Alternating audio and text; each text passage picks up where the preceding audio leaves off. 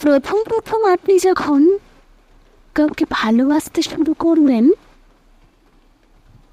নিজেকে তখন খুব লাকি মনে হবে। দিনে 50টা মেসেজ, 10বার ফোন, কবে দেখা করবে, কত সব আবদার। কি করছো? মেসেজের উত্তর দিচ্ছ না কেন?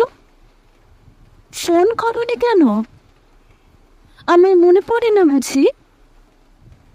স্নান করেছো? খেয়েছো? ঘুমিয়ে পড়ো কিন্তু। নিজের যত্ন নাও ঠিক করে। কত কেয়ার, কত ভালোবাসা। নিজেকে খুব মূল্যবান মনে হবে। মনে হবে এই তো সেই মানুষ যাকে এতদিন ধরে খুঁজছিল। তারপর তারপর আস্তে আস্তে সময় কাটবে, তত কমে যাবে ফোন, মেসেজ, দেখা করার ইচ্ছা। ফোন তোলনি কেন? মেসেজের উত্তর দাওনি কেন? এসব তখন অতীত হয়ে দাঁড়াবে। তখন নিজেকে আর মূল্যবান বা লাকি মনে হবে না, বরং খুব বোকা লাগবে যে এইরকম একটা মানুষকে কখনো আমি নিজের করে ভেবেছিলাম।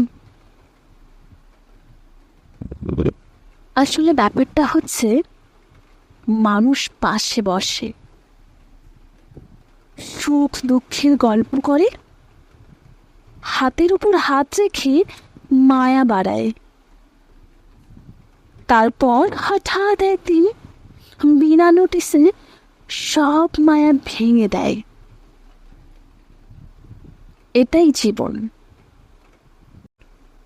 তাই আজ নতুন কোনো মানুষ যদি তোমার খুব খেয়াল রাখে, খুব যত্ন করে, খুব খোঁজ খবর নেয় 4 বেলা, তবে শুরুতেই নিজেকে ভীষণ লাকি বা সেই মানুষটাকে খুব কেয়ারিং ভেবে ফেলো না। অপেক্ষা করো।